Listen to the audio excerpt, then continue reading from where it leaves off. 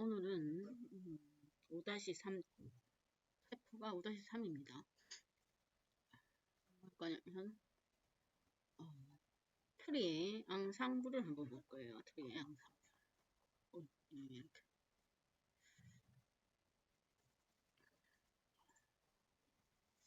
저번 시간에 했던 게 우리가 결정 트리, 의사 결정 트리 알고리즘이었습니다. 지금 우리가 하고 있는 게 지금 중간쯤 된 것 같은데 지금 하고 있는 건 머신러닝의 시도 학습 중에서 분류 알고리즘. 그 다음 시도 학습에 분류가 있었고 예측이 있었어요. 일반적으로 분류는 우리가 카테고리를 나눠서 분류하는 거였죠. 그래서 이진 분류가 있었고 다중 분류 여러 개 중에 하나 분류하는 거. 거기에 대표적인 게 맨 처음에 했던 게 K 최근적 알고리즘 있었습니다. K 최근적 이웃 알고리즘. 이웃 대표적인 이웃 샘플 5개 선정해서 가장 가까운 거리에 있는 이웃의 샘플을 5개 선정해서 그 이웃의 확률을 보고 우리가 예측을 하는 게 최근적 이웃 알고리즘이었고, 그 다음에 가장 대표적인 게 로지스틱 회귀가 있었죠. 로지스틱 회귀. 이름은 회귀지만 얘는 분류 알고리즘이에요. 방정식을 학습하는 게 대표적인 알고리즘이었어요. 그 다음에 어저께 했던 게 결정트리. 결정트리는 if, else 구문을 중첩적으로 고도화 시켜서 분류를 해나가는 알고리즘이 결정트리였어요. 이게 대표적인 알고리즘이고, 예측은 했던 게 선형회귀. 예측도 K 최근적 이웃 예측이 있었습니다. 이웃 예측 이거 있었고, 대표적인 건 우리가 선형회귀 얘도 방정식을 학습하는 거예요. 방정식을 학습해서 방정식의 대입을 방정식을 학습해서 값을 대입해서 테스트 데이터를 예측하는 거였고, 로지스틱 회귀는 마찬가지로 선형 회귀처럼 선형 방정식을 학습하는데, 선형 방정식을 학습한 결과는 방정식의 결과가 우리가 앞에서도 봤듯이 마이너스 무한대부터 양수 플러스 무한대까지 나옵니다. 그걸 우리가 분류를 하려면 확률을 도출해야 되는데 그 자체는 확률이 안 되기 때문에 로지스틱 회귀에서 로지스틱 함수라는 걸 이용해서 시그모이드 함수를 이용해서 방정식의 결과를 0.00에서 1.0으로 제한해줘서 출력하는 형태가 로지스틱 회귀였어요. 이게 지금 현재 우리가 하고 있는 대표적인 머신러닝의 시도학습 알고리즘입니다. 시도학습 데이터를 줄 때, 펫할 때, 훈련시킬 때 각각의 특성과 결과 분류값을 주어서 학습을 시키는 게 지도학습입니다. 여기까지 했었고, 그러다가 결정트리에서 저번 시간에 했던 건 결정트리 우리가 데이터가 주어지는 데이터가 작을 경우에 검증과 훈련 데이터, 테스트 데이터 3개를 나누어서 훈련을 하게 되는데, 훈련에 참여를 하게 되는데, 그럴 때에 데이터가 작을 경우는 훈련 데이터를 검증 데이터로 각각 분할을 해서 사용하는 방식이 교차 검증 방식이 있었습니다. 교차 검증에서 크로스 밸리데이터에서 사이클런에 있는 함수를 이용할 수도 있고, 대표적인 건 그리드 서치, 랜덤 서치처럼 교차 검증을 이용하면서 그 다음에 어떤 알고리즘에 필요한 인수들을 자동으로 찾아내주는 베스트 인수들을 찾아내주는 방식인 그리드 서치와 랜덤 서치를 같이 이용하는 방식을 했었어요. 거기까지가 중간의 내용이고, 오늘 할 건 트리의 앙상블입니다. 트리의 앙상블. 자, 트리 앙상블이라 하면 뭔가 하나만 있는 게 아니다 이 말이겠죠. 여러 개가 뭔가 합쳐진다 그 얘기예요. 실제로 우리가 지금부터 할 내용은 학습을 하는 데 있어서 한 번만 학습을 하지가 않습니다. 같이 융합을 해서 여러 번 학습을 시킬 거예요. 그래서 거기에 대한 방법을 한번 볼 겁니다. 지금까지 우리가 했던 머신러닝 알고리즘의 데이터들은 다 정형 데이터를 이용합니다. 정형 데이터란 말은 형태가 정해져 있는 데이터를 정형 데이터라고 해요. 그래서 여태까지 했던 게 지금 현재 머신러닝의 지도학습은 정형 데이터를 이용합니다. 형태가 포맷이 정해져 있다 이 말. 그럼 일반적으로 포맷이 정해진 건 얘가 포맷이 정해져 있다는 말은 어디에? DB에 저장할 수 있는 형태를 우리가 정형 데이터라고 합니다. 데이터베이스, 관계형 데이터베이스. 여기서 말하는 DB는 RDBMS예요. 관계형 데이터베이스입니다. 관계형. 왜냐면 우리가 비관계형 돼 있으니까 관계형 DB에 저장할 수 있는 형태가 일반적으로 사용하는 형태예요. 그래서 여태까지 했던 건 다 뭐 파이썬의 배열 형태를 유지하고 있죠. 파이썬의 배열 형태든 아니면 판다스 형태든 그 데이터들이 다 포맷이 정해져 있습니다. 뭐 수치 데이터 또는 분류로는 배열로 이루어져 있기 때문에 그걸 다 파싱해서 DB에 등록할 수 있는 형태예요. 머신러닝에서 지도학습에 쓰여지는 데이터의 유형은 일반적으로 정형 데이터, 뭐 수치, 문자열 이런 걸로 이루어지는 거. 나중에 우리가 할 딥러닝은 비정형 데이터를 주로 다룹니다. 비정형 데이터. 그럼 비정형 데이터는 말은 포맷이 데이터 타입이 안 정해져 있다 이 말이에요. 비정형 데이터. 그럼 DB에 등록을 할 수 없는 것들을 비정형 데이터라고 합니다. 근데 일반적으로 요즘에 사용되는 인공지능에서 활용되는 데이터들은 비정형 데이터가 많이 있습니다. 대표적인 게 이미지. 이미지를 우리가 분류를 하죠. 그래서 이미지라든지 음성이라든지 비디오 타입 같은 형태. 그 다음 음성. 그 다음 비디오 형태. 그 다음에 글 있어요. 글. 글. 텍스트. 여기서 말하는 글의 형태는 뭐냐면 정형 데이터의 문자 열을 의미하는 게 아닙니다. 정형 데이터는 텍스트가 스트링에 해당되는 거고 여기서 말하는 비정형 데이터는 글이에요. 글. 내용이 긴 거, 컨텐츠, 뭐 블로그나 SNS에 올리는 글 있죠. 글 전체의 내용. 그런 것들을 다루는 게 딥러닝입니다. 지금 오늘 할 트리의 앙상블은 정형 데이터에 알맞게 구성이 되어 있는 알고리즘이라고 볼 수가 있습니다. 트리의 앙상블이니까 우리가 했던 결정 트리와 관련되어 있는 알고리즘이겠죠. 그러면 첫 번째 책에 나온 건 랜덤 포레스트라는 알고리즘이에요. 랜덤 포레스트. 그러면 앞에 우리가 했던 게 결정 트리였는데 랜덤 포레스트 하면 뭔가 결정 트리가 여러 개 합쳐져 있구나를 유추해 볼 수가 있습니다. 한 개의 결정 트리 알고리즘이 뭔가 모여서 또 다른 알고리즘을 구성한다. 그렇게 생각을 하시면 됩니다. 그럼 보면 트리 앙상블이니까 뭐 트리를 여러 개 합친다 이 말이겠죠. 그러면 랜덤 포레스트는 우리가 앞에 데이터가 지금 트리 결정 트리에서 사용했던 데이터가 뭐였냐면 와인 분류하는 거 있죠. 와인을 분류하는데 당도와 그 다음 알코올 도수 그 다음 pH 지수를 가지고 얘가 레드 와인인지 화이트 와인인지를 분류하는 이진 분류 알고리즘이에요. 이진 분류. 자, 그럴 때 훈련 데이터가 있었죠. 훈련 데이터의 구조가 특성이 3개. 특성이 3개란 말은 알코올 지수, 당도, pH. 그 특성이 3개다 이 말이었어요. 뭐 컬럼이 3개, 항목이 3개. 다른 3개는 다른 말로 보통 입력 변수 이렇게도 부르기도 합니다. 여러 가지 용어가 있는데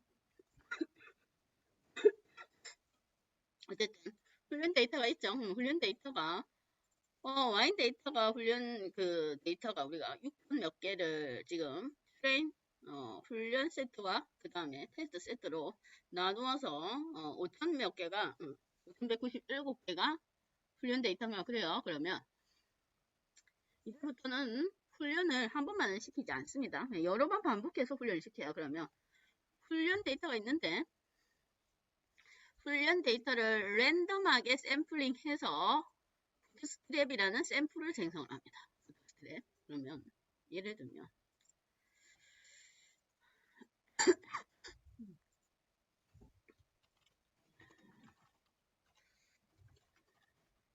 예를 들면 훈련 데이터가 구성이 만약에 훈련 데이터가 만약에 구성이 A, B, C, E, F 뭐 대충 한 5개로 구성이 되죠. 원래 데이터가 훈련시킬 픽 시킬 데이터가 타겟 클래스 값은 별도로 그냥 예를 치고 그러면 얘는 트리를 여러 개 만드는 거예요. 랜덤 포레스트는. 근데 트리를 여러 개 만드는데 구성하는 항목이 우리가 트리를 여러 개 만드는데 거기에 따르는 구성 항목 만들어진 트리 샘플을 일반적으로 부트스트랩 샘플이라고 해요. 부트스트랩 샘플을 어떻게 구성하냐면 원래 있던 훈련 데이터의 개수만큼 랜덤하게 뽑아와요 데이터를. 그래서 트리를 한 개 생성을 시킵니다. 트리를. 그러면 원래 훈련 데이터가 ABCDEF면 똑같은 개수로 훈련 데이터와 동일한 개수의 부트스트랩 샘플을 생성시켜요. 그런데 그러면 선생님 훈련 데이터 개수와 동일한 부트스트랩이면 훈련 데이터는 똑같겠네요. 훈련 데이터는 같진 않아요. 왜냐? 부트스트랩 샘플을 생성하는데 얘가 중복 가능합니다. 그러면 만약에 첫 번째 부트스트랩을 만들 때는 이렇게 생성할 수도 있어. A, B, A, B 개수가 같아야 되니까 그 다음 나머지는 뭐 C, E, F 5개, 6개니까 이렇게 구성할 수 있고 두 번째는 만약에 데이터가 작으면 진짜 극단적으로 가면 A만 6개 생성할 수도 있습니다. 부트스트랩의 구성 이렇게 극단적으로 만약에 랜덤하게 뽑으니까 근데 일반적으로는 데이터가 많으니까 대부분은 이제 골고루 섞입니다.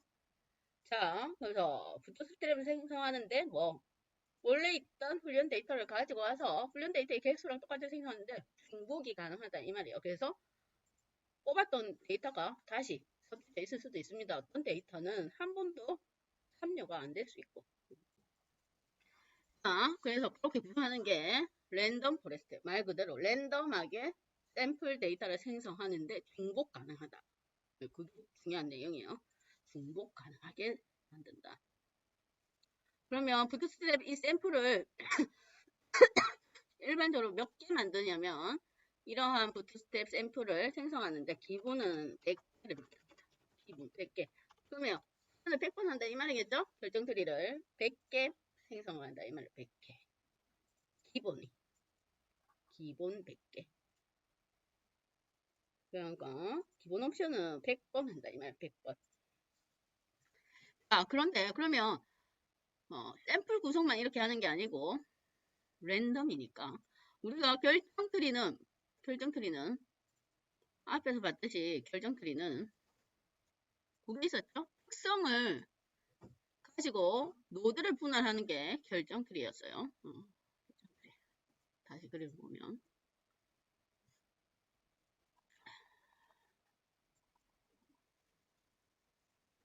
이렇게 그렇죠? 조금 그림이 결정 트리가 이제 그림으로 보기가 편하니까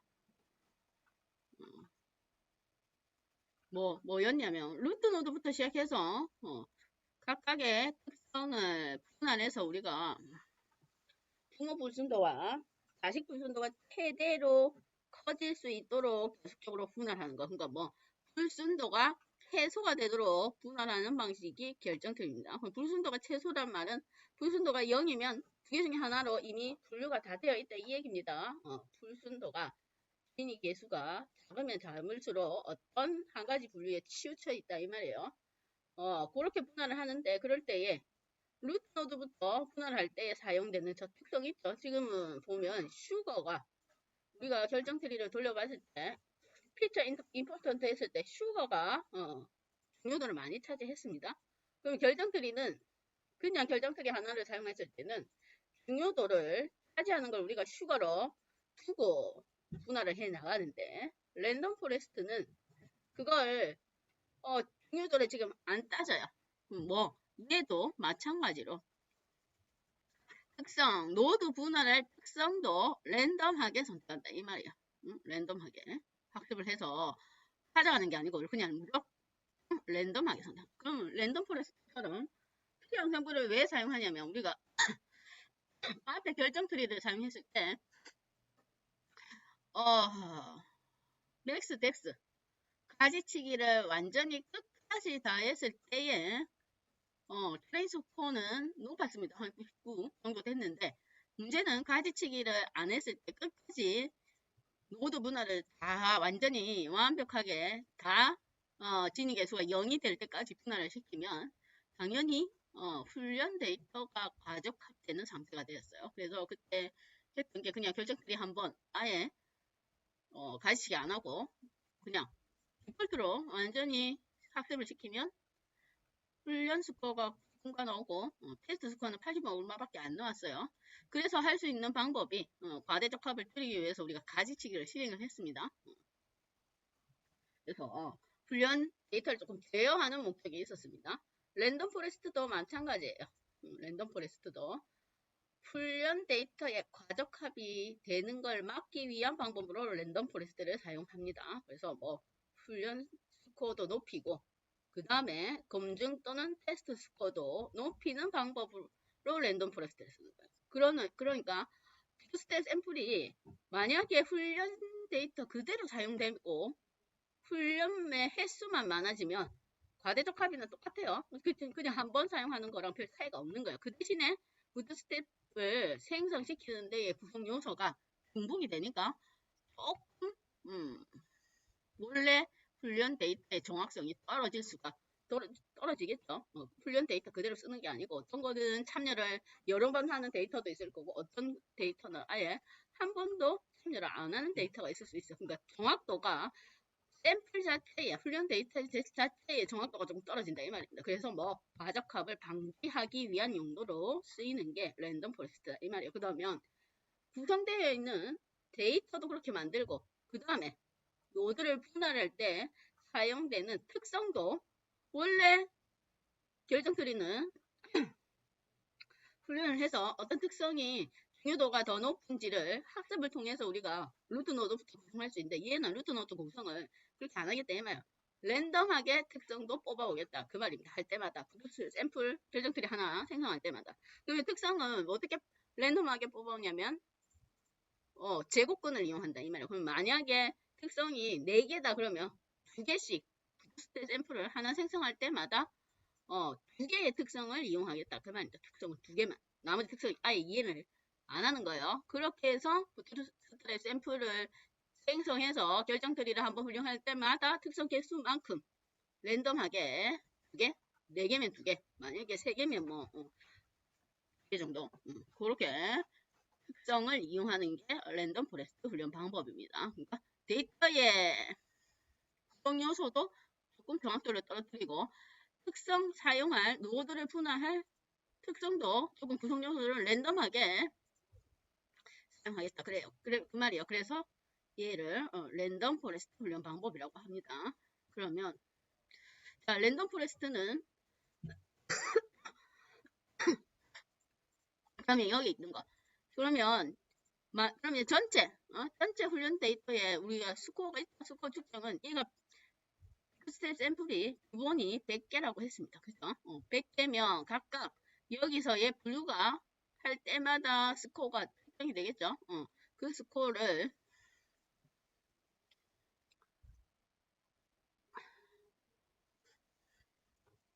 정트리마다 우리가 스코어가 나오니까 실제로는 정확하게는 분류별로 스코어가 나옵니다. 그래서 그 스코어를 평균을 낸다 이 말이에요. 평균을 내서 해당 평균 스코어를 사용을 하게 됩니다. 여러 개니까 일반적으로 우리가 머신러닝에서 뭐가 여러 개다 그러면 평균을 사용하는 방법을 많이 사용을 해요. 그렇게 해서 하는 게 랜덤 포레스트예요. 그러면 코드를 볼까요? 코드를. 자, 랜덤 포레스트. 앞에 데이터의 구성 요소는 동일합니다. 데이터의 구성 요소는. 그건 결정트리 할 때 했기 때문에 데이터의 구성 요소는 동일하고, 자, 데이터 구성 요소 동일하고 이름이 뭐냐면 랜덤 포레스트 클래시파이어입니다. 분류니까. 트리 앙상블에 해당이 됩니다. 그래서 사이클론에 보면 앙상블이라는 패키지가 있어요. 앙상블. 거기에 랜덤 포레스트 클래시파이어 클래스가 있어요. 그래서 그걸 이용합니다. 자, 랜덤 포레스트 클래시파이어의 기본적인 옵션을 보면, 자, n 언더바 잡스는 우리가 얘가 이제 여러 개를 훈련을 한 번만 시키는 게 아니고 여러 번 훈련을 시키기 때문에 병렬 처리를 실행을 하게 돼요. 그래서 저번에 했던 것처럼 우리가 그리드 서치처럼 한꺼번에 100번, 그거는 100번이에요. 100번. 100개의 부트스트랩을 사용하기 때문에 100개의 결정트리 사용하기 때문에 CPU의 코어를 다 사용하겠다 이 말입니다. 랜덤 스테이트는 뭐 얘가 랜덤하게 결정트리를 이용하니까 그거 원래 셀프로 사용할 때는 랜덤 언더바 스테이트를 옵션을 사용 안 합니다. 우리가 같은 결과를 보기 위해서 랜덤 언더바 스테이트를 사용하지만 지금은 나중에는 빼고 확인하면 돼요. 자, 그 다음에는 뭐가 있냐면 n 언더바 에스티메이터스가 있어요. 얘가 이제 기본 부트스트랩의 샘플 개수입니다. 기본은 100개예요. 나머지는 우리가 결정트리에서 사용하는 옵션하고 똑같아요. 뭐 맥스 뎁스라든지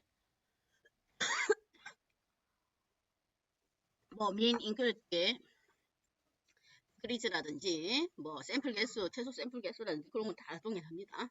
여기서 추가되어 있는 건 스트랩 샘플의 개수 기본 100개예요. 기본 100개를 가지고 한번 훈련을 시켜볼게요.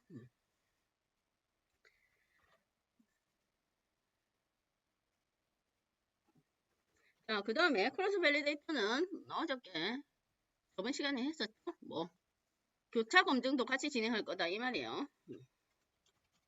할 건데 교차 검증까지 기본 5폴드를 안포트 좀 인수가 안 받으니까 5폴드 사용하겠습니다. 실제로는 몇 번 훈련하냐면 결정트리 100개에 5폴드니까 500번 훈련하는 거예요. 5폴드니까.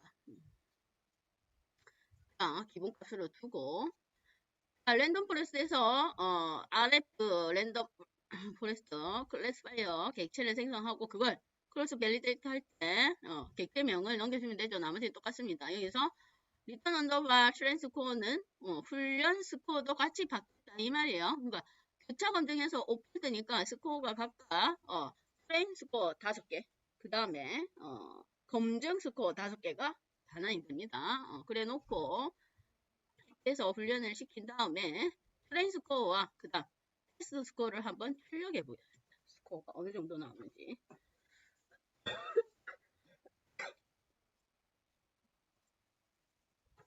그 다음에 피처 임포턴스가 어느 정도 를 차지하는지 한번 볼게요. 저번에 결정트리를 그냥 이용했을 때는 우리가 그냥 결정트리 이용했을 때 피처 임포턴스를 한번 볼까요? 자, 그냥 결정트리 이용했을 때 피처 임포턴스는 내용이 앞에 얘가 알코올 도수고 두 번째가 슈가였죠. 슈가가 훨씬 중요도를 많이 차지했습니다. 86이고 나머지는 얘는 아예 pH는 아예 거의 참여를 안 한 거였죠. 그렇게 되어 있는데 랜덤 포레스트를 이용해서 한번 돌려서 과연 어떤 특성이 중요도를 차지하는지 또 한번 확인해 볼 겁니다. 당연히 내용이 앞에 결정트리 사용했을 때랑 완전히 내용이 다르겠죠. 왜냐면 이획을 랜덤하게 추출한다고 했습니다. 할 때마다 100번 훈련할 때마다 중요도를 생각 안 하고 그냥 무조건 랜덤하게 뽑아서 노드 분할을 시키기 때문에 정확도가 조금 떨어질 수밖에 없어요. 자, 한번 돌려보게요. 실행을.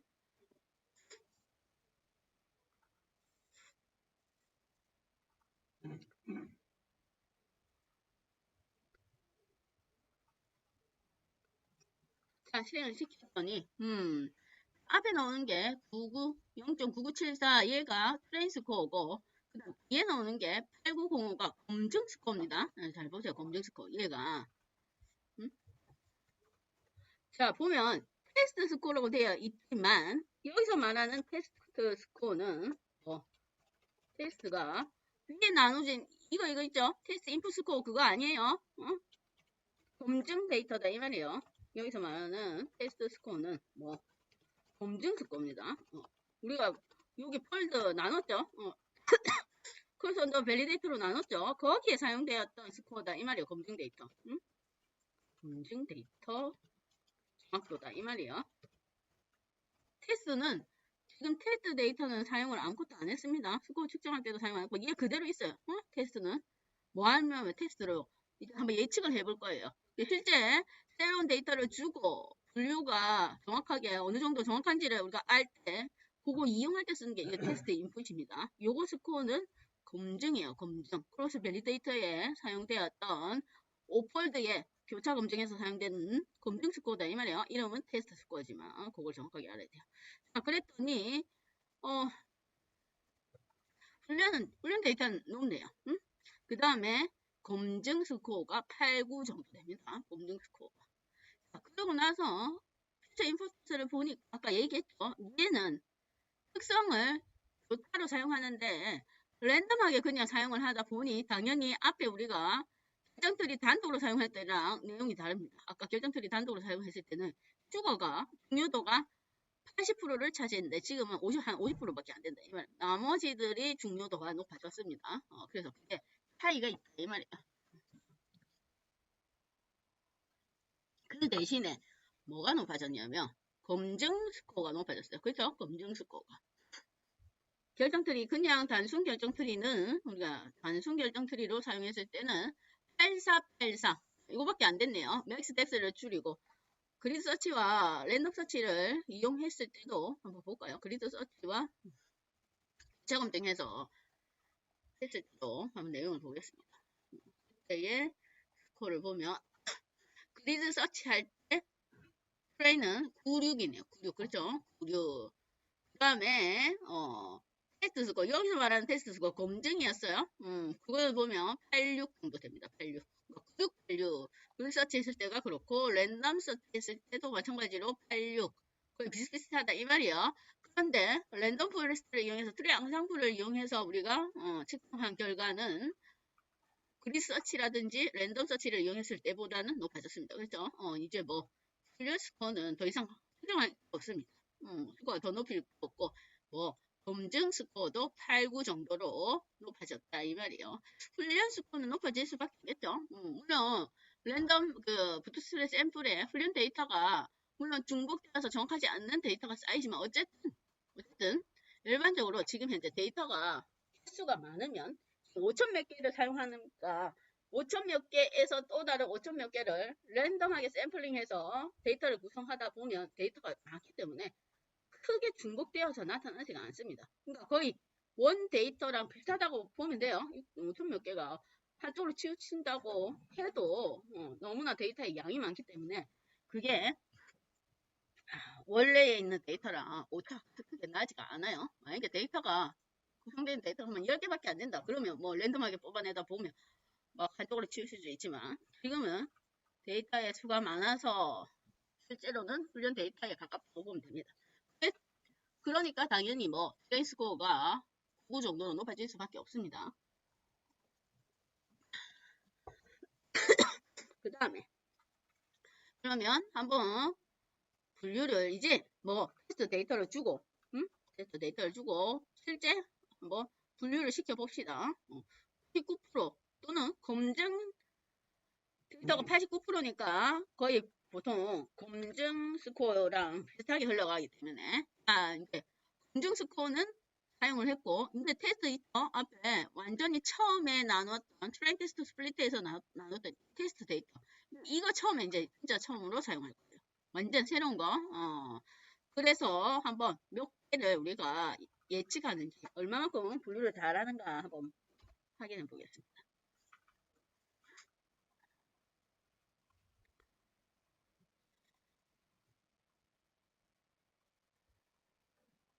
자, 그랬더니 원래 얘의 분류는 10111 레드 와인, 화이트 와인인데 예측하기로도 10111 해서 정확하게 예측을 했네요. 89%, 89%니까 뭐 90%에 가까우니까 정확하게 잘 예측을 하고 있습니다. 범위를 한번 바꿔볼까요? 이게 1000단위니까 100에 105 이렇게 한번 바꿔볼까요? 100 이렇게 해서도 한번 바꿔서 데이터를 바꿔서도 한번 사용을 해볼게요. 6분 몇 개에서 텍스트 데이터가 20%니까 1000개 정도 되니까 충분히 확인을 해보면 됩니다. 여기도 원래의 타겟의 분류는 0110인데 예측을 하는 것도 0110 거의 100%에 가깝게 예측을 잘 하고 있습니다. 그게 랜덤 포레스트예요. 랜덤 포레스트. 그 다음에 책에 내용이 있으니까 랜덤 포레스트는 또 뭐가 장점이 있냐면 나머지 엑스트라 데이터도 한번 확인해 볼 수가 있어요. 그게 뭐냐면 아까 요거 부트스트랩을 구성할 때 훈련 세트 있었죠. 훈련 데이터에서 뭐 중복해서 훈련 세트 개수만큼 부트스트랩 샘플을 구성을 할 수가 있었어요. 예를 들면 만약에 A, B, C, D, E, F에 첫 번째 구성할 때 A, B, A, B, C, E 이러면 여기에 참여 안 된 데이터가 있습니다. 여기 참여 안 된 거는 뭐 D, D하고 F는 참여가 안 됐네요. 만약에 이렇게 극단적으로 저렇게 구성이 되면 뭐 B, C, D, E, F는 참여 안 한 나머지 훈련 데이터 있죠. 나머지 훈련 데이터들도 다시 훈련에 참여를 시킬 수가 있습니다. 그게 뭐냐면 OB 스코어예요. OB 스코어. 부트스트랩 생성하고 난 다음에 나머지 데이터로도 훈련이 가능해요. 만약에 얘가 생성하고 나서 남은 데이터가 몇 개 없건 아니면 데이터의 구조가 단순하거나 데이터 구성 요소가 몇 개 안 될 경우는 남아있는 데이터가 또 많이 있을 수도 있어요. 한쪽에 이렇게 극단적으로 치우치다 보면 실제로 보세요. 진짜로 극단적으로 치우쳐서 이렇게 부트스트랩을 구성하다 보면 오히려 훈련 스코어가 낮아질 수가 있습니다. 그런데 그 나머지 데이터가 어쩌면 훈련 데이터에 가깝죠. 구성대에서 나머지가 오히려 월 데이터랑 가까울 수가 있어요. 그래서 그 나머지 데이터를 가지고도 또 훈련시킬 수가 있다 이 말이에요. 그래서 얘가 그래서 나머지 데이터도 훈련시킬 수가 있는데 랜덤 포레스트 그대로 클래스를 호출하는데 옵션이 OB 언더바스코어가 있어요. 얘가 뭐냐면 나머지 데이터를 훈련해서 스코어를 측정할 수가 있다. 이 말이에요. 그걸 값으로 두면 나머지 부트스트랩 샘플에 참여하는 데이터로 훈련을 시킬 수가 있습니다. 그래 놓고 훈련시키고 나서 이 스코어를 한번 측정을 해보겠습니다.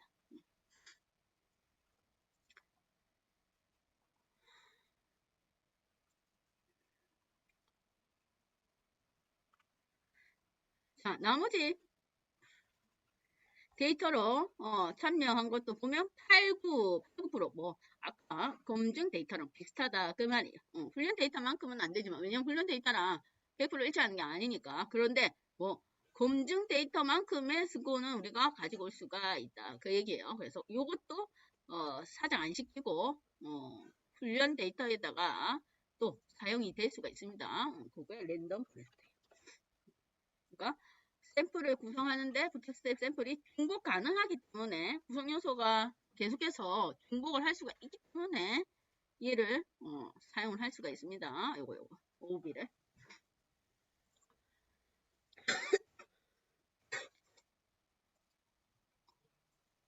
그게 랜덤 포레스트고 그 다음에 또 다른 앙상블 모듈을 한번 봅시다. 그 다음 나오는 건 엑스트라 트리입니다. 엑스트라 트리 이름이 엑스트라 트리예요.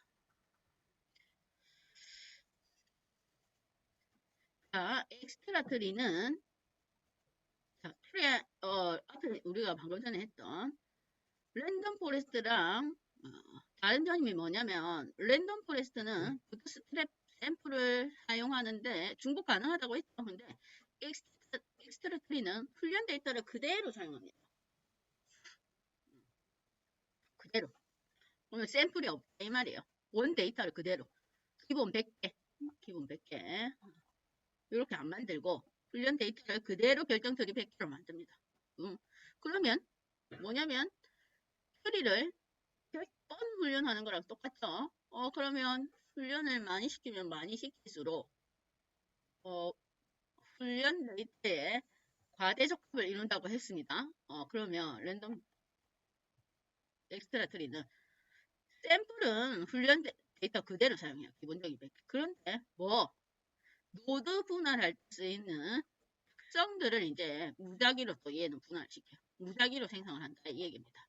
무작위로 요거 특성들을 무작위로 나눕니다. 무작위로.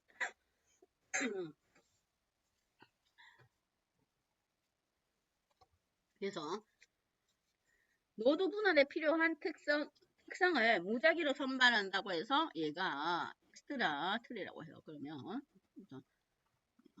예를 들면 아까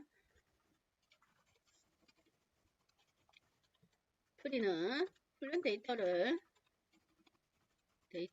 그대로 샘플로 사용해요.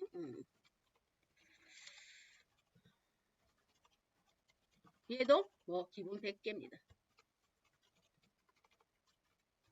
기본이 100개. 그러면 얘가 그냥 결정 트리를 100번 훈련하는 거랑 똑같다고 했습니다. 그 대신에 노드 분할 사용되는 특성을 무작위로 선정한다 이 말이에요. 랜덤하게 선정. 그러면 예를 들면 알코올 도수가 있었고 그 다음 슈거가 있었죠. 강도 지금 그 다음 pH 지수. 자 원래의 결정 트리는 얘네들을 노드 분할에 사용할 때에 중요도가 높은 게 위로 올라갔어요. 저번에 봤듯이 슈거가 아무래도 중요도가 높으니까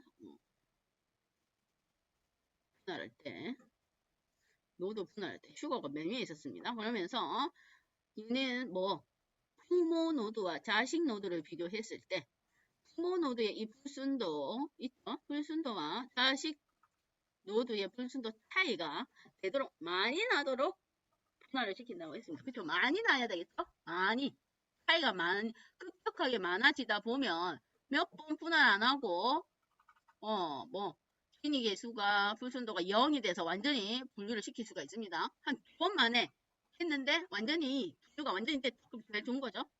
제가 안 가더라도 그럴 때에 학습을 훈련을 하면서 이제 알고리즘 그걸 찾아내는 거예요. 그래서 뭐가 제일 중요한지 어떤 게 중요한 특성인지를 찾아내는 건데 엑스트라 트리는 그거 신경 안 쓴다 이 말이야. 그냥 처음에 결정 트리 사용할 때 이렇게 할 거예요. 첫 번째 결정 트리. 얘는 샘플 그대로 사용한다니까. 결정 트리는 그냥 마음대로 둡니다.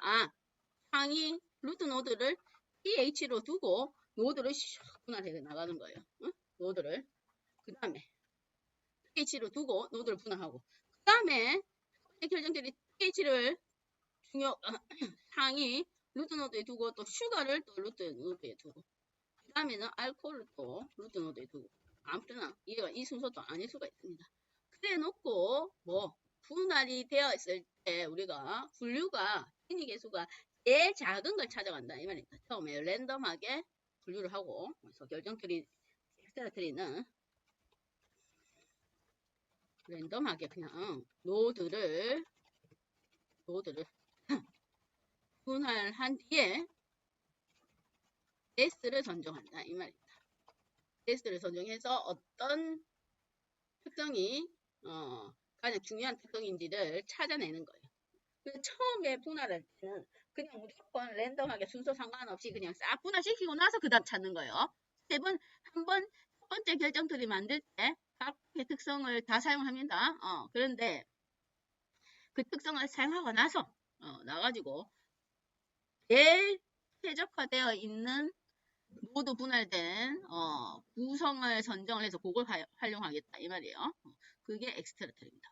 일단은 그대로 두고 노드 분할에 사용되는 특성을 랜덤하게 뽑아낸다. 그래서 여기서 랜덤하게 뽑아내다 보니까 얘도 마찬가지로 임포턴스를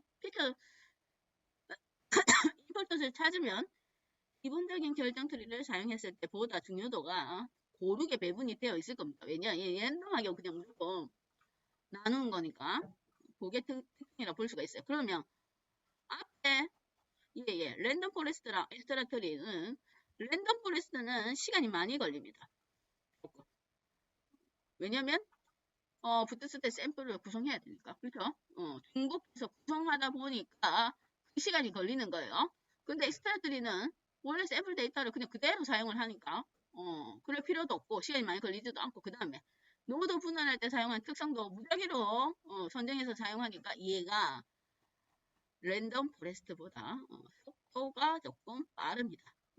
성능은 낮을 수밖에 없어요. 특성을 아무거나 랜덤하게 사용하다 보니까 그러니까 특성을 랜덤하게 분할을 시키다 보니 얘 자체의 정확도는 떨어집니다. 근데 정확도가 떨어지는데 그 중에서 좋은 걸 이용하기 때문에 조금 과대적합을 방지할 수가 있다 이 말이에요. 그래서 앞에 거보다는 분할 속도가 빠르다. 그게 장점으로 볼 수가 있습니다. 엑스트라트리 사용하는 건 이름만 달라요. 엑스트라트리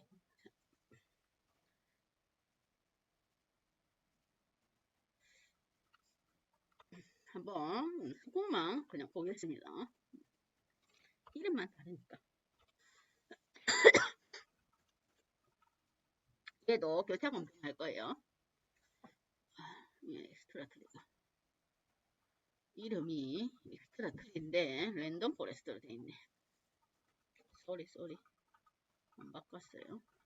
엑스트라트리 엑스트라트리입니다. EX 안 바꿔도 되는데 이름이 달라요. 이름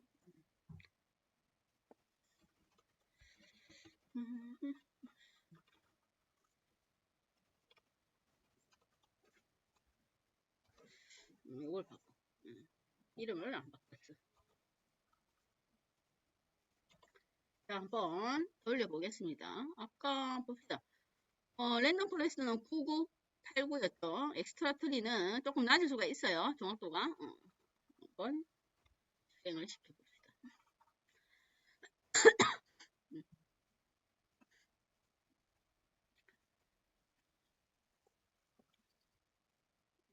RF가 어디 갔나? RF 이름이 21번째에 RF가 어디에 다른 데 있나 보네. 여기 RF, P 시킬 때 EX인데 RF로 그대로 되어 있네. 그거 수정하면 됩니다.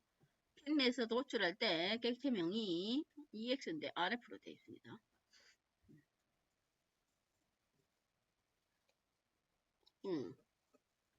자, 엑스트라3로 실행을 시켰더니 봅시다. 99 얘는 훈련 데이터 그렇죠? 훈련 데이터가 그대로 사용되니까 999. 그 다음에 검증이 88이네요. 조금 낮지만 앞에 우리가 랜덤 포레스트랑 비슷합니다. 그 다음에 필터 인퍼턴스도 보면 원래 결정틀이 단순 결정틀이 사용했을 때보다 마찬가지로 얘는 수치가 좀 다르죠. 앞에 랜덤 포레스트 이용했을 때랑 비슷하네요. 그래서 거의 비슷비슷해요. 엑스트라 트리 속도가 빠른 강점이 있습니다. 조금 쉬고 봅시다. 그 다음에 할 건 그레디언트 부스팅이라는 툴의 양상풀이에요. 그레디언트는 점진적인 의미가 있어요. 점진적인. 그러면 얘는 트리를 하나씩 추가해 나가는데 기본적으로 지금 우리가 하고 있는 트리의 양성풀은 결정 트리를 100개 사용합니다. 트리를 하나씩 점차적으로 추가해 나가면서 오차를 보완하는 방법이 그레디언트 부스팅이에요. 그랬을 때 100개를 사용할 건데 과대적합을 방지를 해야 되니까 뎁스를 기본적으로 3뎁스로 주고 있어요. 3뎁스. 그러니까 가지치기는 하고 트리의 개수는 그대로 100개를 사용한다 이 말이에요. 그럼 오차를 점차적으로 보완한다 했는데 우리가 여기에 지금 사용하고 있는 결정 트리는 분류 알고리즘입니다. 그렇죠? 분류 알고리즘. 그러면 분류 알고리즘에서는 우리가 오차를 측정을 할 수가 없어요. 우리가 오차가 어디서 나왔냐면 회귀 알고리즘에서 오차가 나왔습니다. 회귀 알고리즘. 선형 회귀. 예측하는 알고리즘이 있었죠. 거기에 오차가 결정 계수라고 했어요. 물론 얘가 이름은 스코어였는데 분류는 정확하게 우리가 분류를 한 거 결과를 보고 정확하게 측정을 할 수가 있습니다. 확률에 의해서 이 다중분류명 각각의 클래스 분류별로 확률이 나왔죠. 그래서 그 확률을 다 더하면 1이 되는 형태였는데 지금 현재 얘가 결정들이 우리가 앞에서 했던 건 decision classifier, decision tree classifier예요. 분류다 이 말이에요. 그러면 오차 결정 계수는 뭐 할 때 나왔냐면 예측 알고리즘, 회귀 알고리즘 할 때 나왔어요. 실제 예측값과 그 다음에 실제 원래 분류값하고 그 다음 예측값과의 차이를 우리가 오차 결정 계수라 했어요.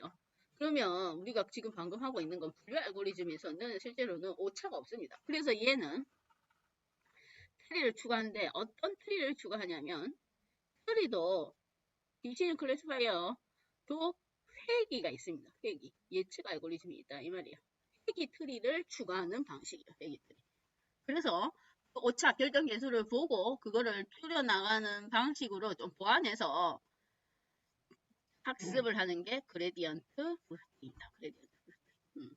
회귀를 추가를 하긴 하는데 회귀 트리를 추가한다 이 말이에요. 원래 우리가 앞에 했던 건 decision tree classifier입니다. 앞에서 뭐 classifier를 추가 안 하고 decision tree regulation을 추가를 해서 오차를 측정한 다음에 그 오차를 보완해 나가는 방법으로 학습을 하는 게 그레디언트 부스팅이에요. 그러니까 순서대로 트리를 추가하기 때문에 얘는 병렬 처리가 안 됩니다. 하나 학습하고 오차 측정해가지고 그 다음 오차를 보완하는 방식으로 학습을 계속 해나가는 거예요. 오차를 줄이는 방식으로. 자, 그래서 n잡스 인수값이 필요가 없다 이 말이에요. 기본적으로 항상 트리의 개수는 100개입니다. 100개. 그래서 n estimates는 100개. 그 다음에 기본적으로 depth가 3이라고 했어요. 루트 노드 빼고 노드 개수가 3개다 이 말이에요. 작죠? 그러니까 몇 번 노드 분할을 몇 번 안 합니다. 뭐 그렇게 해야지 뭐 과대적합을 줄이니까. 그 다음에 뭐냐면 running underbar rate라는 인수값이 있습니다. running rate. 그러면 그건 뭐냐면 수정 아까 오차를 점진적으로 보완해 나가는 방식으로 학습을 한다고 했는데 running rate가 보완을 얼마나 많이 할지 그 얘기예요. 보완율이다 이 말이에요. 많이 보완할 건지 아니면 조금씩 값을 조정할 건지 뭔가 값을 조정하면서 학습을 하겠죠. 그래서 그 오차를 조정해 나가면서 학습을 하는데 그 비율을 어느 정도 할 건지가 running underbar rate입니다. 그거는 나중에 확률적 경사 하강법 할 때 나올 거예요. 우선은 보완해 나가는 비율이다 이 말이에요. 비율 많이 보완할 건지 조금만 수정할 건지 그래서 그게 기본적인 값은 0.1입니다. 0.1 기본적으로 그렇게 두고 자 그레디언트 실제로 사용을 트리 앙상블에 우리가 결정 트리를 단독으로 사용하는 일이 잘 없고 트리 앙상블을 많이 사용하는데 실제로 많이 사용하는 거 이거예요. 그레디언트 부스팅. 왜냐면 그게 뒤에 나가서 딥러닝에 여러가지 학습하는 알고리즘 아키텍처도 그런 방식으로 학습을 해 나가기 때문에 그거랑 관계가 있기 때문에 그레디언트 부스팅 방법을 많이 사용을 합니다. 봅시다. 뭐 크게 이건 없고 데이터는 동일하고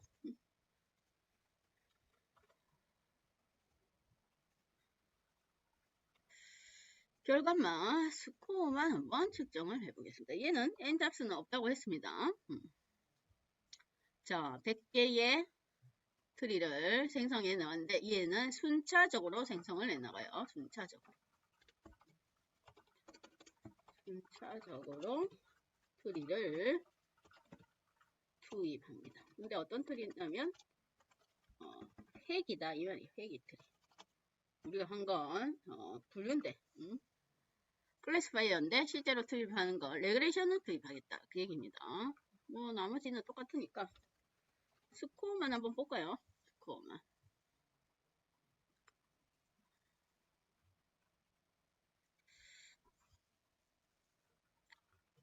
자, 그레디언트 부스팅.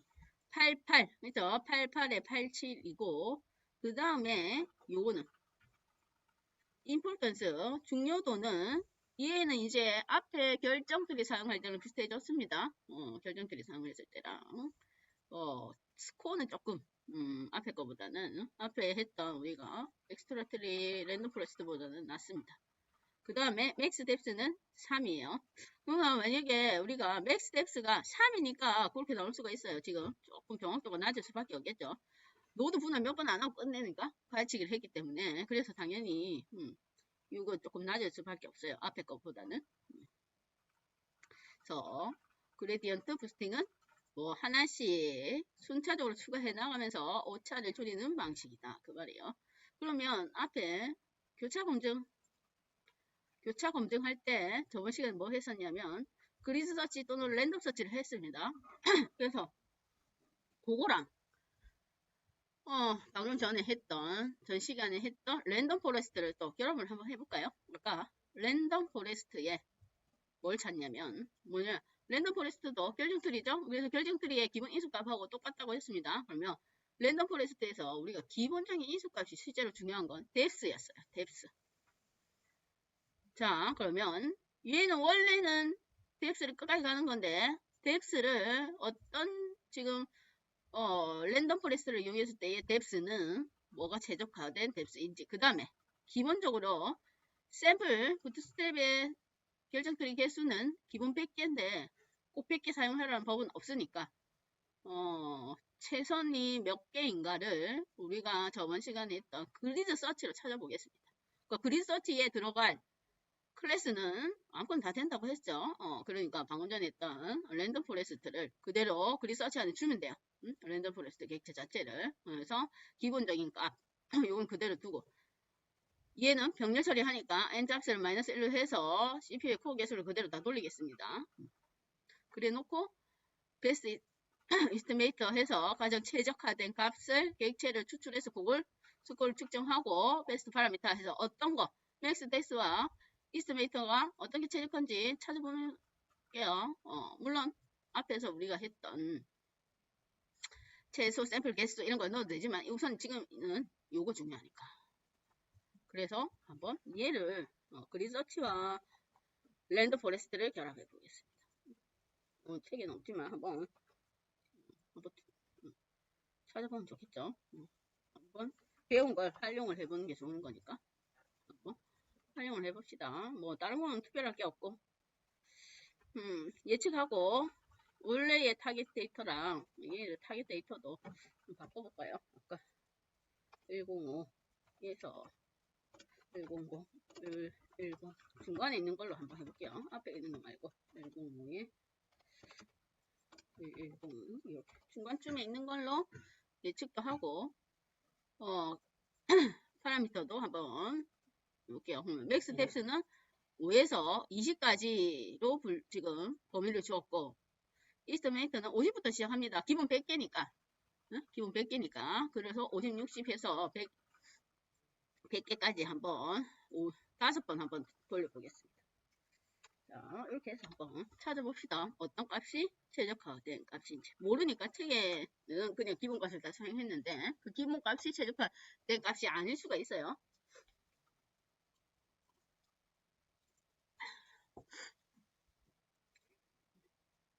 속도가 아무래도 나겠죠. 뭐 랜덤 포레스트도 지금 부트스트랩을 계속 생성을 하는 거고 그 다음 저기 어디 그리서치도 찾아야 되니까 지금 많이 돌려야 돼요. 지금 그 경우의 수를 다 지금 조합을 해서 지금 랜덤 포레스트 하고 있습니다. 시간이 그렇다고 이렇게 많이 걸리나? 컴퓨터에 뭐 여러가지 사양에 따라서 조금 시간 차이가 날 수가 있어요. 그렇다고 이렇게 많이 걸리는가? 데이터가 5천 몇 개. 예, 지금 얘도 5번 돌려야 되고 몇 번이지? 맥스 덱스가 15번이네. 얘는 5번만 돌리면 되고. 그렇다고 이렇게 시간이 많이 걸리는가? 봅시다. 기다릴 수밖에 없습니다. 시간 걸리더라도. 자, 볼게요.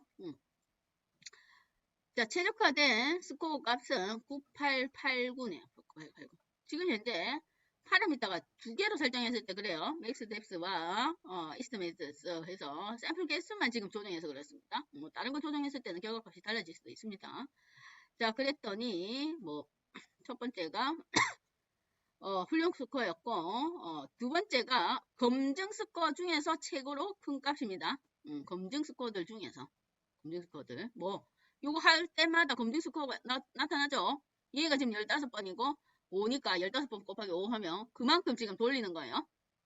그러니까 그거 할 때마다 얘 검증 스코어가 있는데 그 중에 최고로 큰 거 말이에요.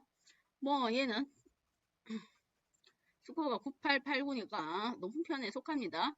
그랬더니 예측한 거 11인데 당연히 예측 1 했고 그 다음 882는 뭐냐 테스트. 지금 현재 이 예측한 테스트 데이터에 대한 스코어를 측정해봤더니 걔가 88, 90% 정도 비슷합니다. 뭐 검증하고 테스트 스코어가 그랬더니 N 이스티메이터스 하면 100번 다 안 해도 50번만 샘플을 생성해도 이 최저값이 나온다 이 말이에요. 얘를 늘려봤자 이 정도의 최저가된 스코어가 안 나온다 이 말이에요. 그 다음 맥스 뎁스는 14번째. 그럼 어느 정도 깊이가 좀 있습니다. 그래서 나온 게 이게 지금 최적화된 스코어다 이 말이야. 그렇게 해서 앞에서 우리가 배웠던 알고리즘들을 연합해서 같이 사용을 할 수가 있어요. 그리드 서치도 마찬가지고 랜덤 서치도 마찬가지로 뭐 요거만 바꾸면 됩니다. 요거 뭐 클래스명 알고리즘 명만 바꿔서 샥 돌립니다. 그럼 아까 랜덤 포레스트 말고 다른 것도 해봐도 되겠죠. 뭐 엑스플로라토리 그다음 그레디언트 부스팅도 마찬가지로 그레디언트 부스팅도 마찬가지로 그레디언트 부스팅은 애니스티메이터가 기본적으로 다 100개씩 되어 있고 얘도 기본 맥스 뎁스가 아까 3개로 제한한다고 했습니다. 그럼 3개로 제한하는데 그거보다 더 맥스 뎁스를 많이 줄 수도 있겠죠. 어떤 게 최적화된 것인지는 실제로는 모르니까 기본값에 우리가 지금 규정한 거니까 엑스트라 트리는 뭐 특별한 게 없으니까 얘도 조정하려면 맥스 뎁스랑 샘플 개수 정도를 조정해 보면 되겠네요. 그래서 그걸 다 어디 그리서치에 넣을 수가 있다 이 말이에요. 그게 저번 시간에 했던 내용이니까. 그래서 그렇게 했을 때 여러 가지 모듈들을 결합을 해서 그 중에서 뭐가 스코어들이 높은 걸 사용하면 됩니다. 높은 모델을 사용하면 되니까. 그게 트리의 앙상블이었습니다. 오늘은